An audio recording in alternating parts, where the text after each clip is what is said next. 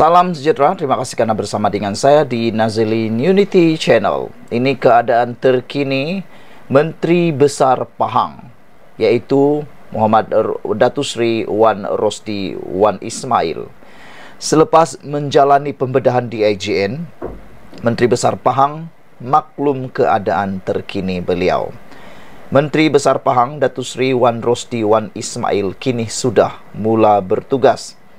Selepas menjalani prosedur pembedahan di Institut Jantung Negara IJN pada 7 Jun lepas. Setelah sekian lama bercuti selepas menjalani pembedahan di Institut Jantung Negara IJN pada 7 Jun lalu, alhamdulillah hari ini saya memulakan tugas mempengerusikan mesyuarat Majlis Kerajaan MMK di Wisma Sri Pahang, Kuantan. Saya juga telah menyerahkan surat penempatan dan pertukaran ketua jabatan di bawah pentadbiran Setiausaha Kerajaan Pahang berkuat kuasa pada 1 Ogos 2024. Katanya dalam satu hantaran di Facebook beliau hari ini. Sebelum ini, Exco Pahang, Datuk Seri Muhammad Sofi Abdul Razak dilapor meminta semua pihak bertenang dan tidak membuat sebarang spekulasi mengenai tahap kesihatan Wan Rosdi yang juga ahli Dewan Undangan Negeri Adun Jelai itu. Beliau berkata semua pihak, khususnya rakyat negeri itu, tanpa mengira lapisan rakyat, berbeza pandangan dan fahaman politik, hanya perlu mendoakan yang terbaik buat Wan Rosdi. Katanya, semua orang tahu Datuk Seri Wan Rosdi tidak ada hari untuk berehat kerana jadual harian yang begitu padat setiap hari dan ia sedikit sebanyak memberi kesan kepada kesihatan, katanya. Pada 10 Jun pula, Perdana Menteri Datuk Seri Anwar Ibrahim berkunjung ke IJN bagi meluangkan masa melawat Wan Rosdi selepas Menteri Besar Pahang itu selesai menjalani prosedur pembedahan. Saudara-saudara sekalian, di samping daripada itu, satu isu sisipan dalam isu kali ini apabila Zahid Hamidi memberikan penjelasan dalam isu dakwaan diploma TVET ditolak JPA. Heboh kononnya diploma pendidikan dan latihan teknikal dan vokasional TVET tidak diiktiraf oleh Jabatan Perkhidmatan Awam JPA untuk digunapakai bagi berkhidmat dalam skim perkhidmatan awam. Timbalan Perdana Menteri Datuk Seri Ahmad Zahid Hamidi berkata, dakwaan itu perlu dihentikan kerana pemegang sijil dan diploma yang dikeluarkan oleh Jabatan Pembangunan Kemahiran JPK layak memasuki sektor perkhidmatan awam. Kata Zahid, saya berharap spekulasi seperti ini tidak diperbesar bagi mengelakkan kesalahfahaman masyarakat. Sedangkan potensi bidang TVET sangat besar termasuk Kobole pasaran graduan mencatatkan 94.5% pada tahun 2023 berbanding 92.5% pada tahun 2022 yang menunjukkan penerimaan dan pengiktirafan tinggi industri terhadap graduan TVET menurutnya dalam satu kenyataan.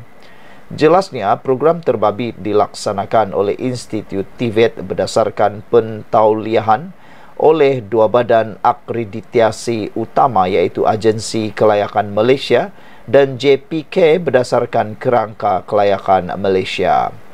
Persijilan kemahiran Malaysia yang dikeluarkan oleh JPK merangkumi peringkat sijil kemahiran Malaysia bagi tahap 1, 2 dan 3, Diploma Kemahiran Malaysia bagi tahap 4 dan Diploma Lanjutan Kemahiran Malaysia DLKM bagi tahap 5. Persijilan ini adalah berdasarkan kepada kompetensi pekerjaan atau kemahiran yang diperlukan oleh industri yang didokumentkan sebagai standard pekerjaan kemahiran Malaysia atau lebih dikenali dengan singkatan NOSS, katanya. Sekian dulu untuk kali ini. Jangan lupa tinggalkan komen anda, tekan butang subscribe. Bye-bye. Salam sejahtera. Pasti kali ini membuatkan telinga orang berdarah, bernanah dan mungkin tertanggal terus pindah dari kiri ke kanan, kanan ke kiri lah. Apabila ramai walaun kata Kerajaan sekarang diambang bahaya. Kerajaan sekarang dalam bahaya. Negara berada di ambang bahaya. Semuanya itu tipu semata-mata, bosku. Semua tu hanya kata-kata naratif yang tiada fakta. Cuba bagi tahu apa faktanya yang anda boleh nyatakan. Tak tahulah. Mungkin kamu jumpa fakta-faktanya, tak apa. Nanti kamu tulis dalam ruangan komen apa fakta-fakta yang kamu dapat yang kononnya negara dalam ambang bahaya. Karena semalam saya lihat di dalam satu paparan video yang dibuat oleh pempengaruh media sosial, beliau kata, lihat video ini. Apabila saya tengok dalam satu paparan berita, laporan di Harakah Daily menulis, kata laporan itu, negara berada di ambang bahaya. Bila saya tanya, apa pula ambang bahayanya? Sila senaraikan. Kalau boleh, 5 sajalah sebab negara di ambang bahaya. Bila mereka senaraikan, aduh, semuanya memang macam tapi tak betul. Ya, semua yang mereka kata tu sebenarnya naratif semata-mata. Faktanya ialah semuanya itu mungkin separuh benar, boleh kata juga separuh fitnah. Saudara-saudara sekalian, hari ini pula kita dikejutkan dengan satu lagi kejayaan luar biasa negara yang dikata dalam bahaya, dalam ambang musnah dan bagai-bagai macam-macam lah yang mereka kata. Sebenarnya itu semua tak betul. Yang betul ialah Malaysia kini diiktiraf sebagai negara yang aman di bawah Perdana Menteri yang ke-10 dan kini tersenarai sebagai 10 negara paling selamat di dunia. Bayangkan, negara Malaysia yang anda kata buruk itu kepada mereka yang suka cakap negara Malaysia ini dalam keadaan tak aman lah, dalam nak tumbang lah, macam-macam lah. Dengar ini, laporan ini kata negara kita kini tersenarai sebagai 10 negara paling selamat di dunia. Bukan ke-20, bukan ke-30, tapi ke-10. Bayangkan, di bawah pentadbiran Anwar Ibrahim. Inilah yang terbaik. Negara Malaysia mempunyai pelbagai kaum, pelbagai agama, budaya, adat resam bangsa dan sebagainya. Tapi di bawah pentadbiran Anwar Ibrahim, Perdana Menteri Malaysia, beliau berjaya menyatu padukan semula rakyat Malaysia sehingga buktinya kita diiktiraf sebagai 10 negara paling selamat di dunia. Malaysia terus mempamerkan rekod baik di bawah pentadbiran kerajaan Madani apabila menduduki tangga ke-10 negara paling selamat di dunia daripada 163 buah negara. Kedudukan ini menyaksikan Malaysia naik 9 anak tangga berbanding tahun lepas, di mana kita berada di tempat ke-19. Jadi, anak kata apa lagi? Bikin malu sajalah kamu yang menabur fitnah itu. Tolong share video ini supaya mereka tahu bahawa mereka kini melakukan dosa besar, memfitnah kononnya kerajaan sekarang ini tak aman. Tapi kita diiktiraf negara 10 terbaik aman di dunia. Menurut Indeks Keamanan Global GIP 2024, Malaysia berada dalam carta 10 negara terselamat di dunia dan kedua di belakang Singapura mewakili benua Asia. Malaysia sebagai negara membangun mengalahkan negara maju seperti Amerika Syarikat, Rusia, China dan Jepun yang langsung tidak tersenarai dalam 10 negara yang teratas. Berikut dipaparkan 10 negara teratas paling selamat di dunia. Rupa-rupanya di tempat yang ke-10 adalah diberikan kepada Malaysia. Tangga yang ke-9 adalah Slovenia. Tangga yang ke-8 ialah negara Denmark. Dan tangga yang ke-7 pula ialah negara asal Ronaldo, Cristiano Ronaldo, iaitu Portugal. Dan di tangga yang ke-6 diberikan kepada Switzerland. Dan di tangga yang ke-5, siapa sangka, negara kecil, negara yang berhampiran paling jiran dengan Malaysia, yaitu Singapura. Manakala di tangga yang keempat adalah negara impian saya untuk pergi melancong tapi tak dapat pergi lagi, yaitu New Zealand. Dan di tempat podium ketiga ialah negara Austria, dan di tangga yang kedua siapa lagi kalau bukan negara Ireland.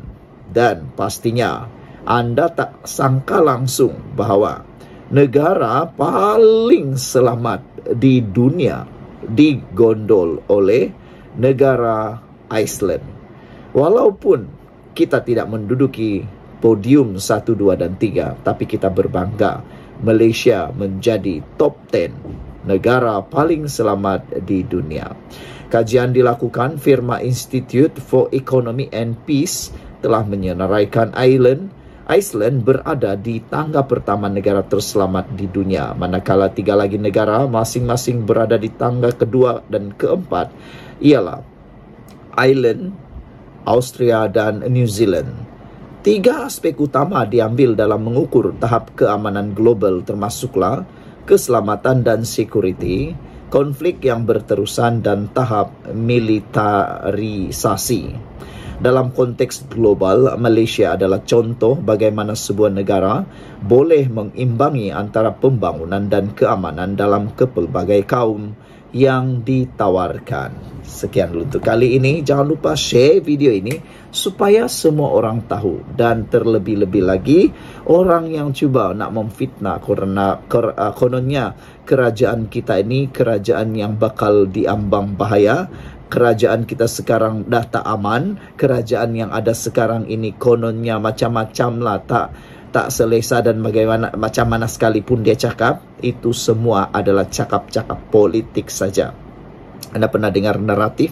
Itu hanya cerita naratif. Saya nak bagi tahu anda, semua naratif itu boleh cakap siapapun. Biasalah politik kan nak jual modal politik, itu saja yang boleh dibuat. Tapi untuk kali ini tak perlulah masuk bakul angkat sendiri. Malaysia diiktiraf bukan oleh negara Malaysia sendiri, bukan oleh ajiran sendiri, tapi oleh sebuah firma yang diiktiraf dan boleh sangat dipercayai, yaitu firma Institute for Economic and Peace. Tahniah diucapkan kepada kerajaan kita, Malaysia, negara Malaysia, kerana berjaya naik 9 anak tangga daripada 19, kini tangga ke-10. Bravo!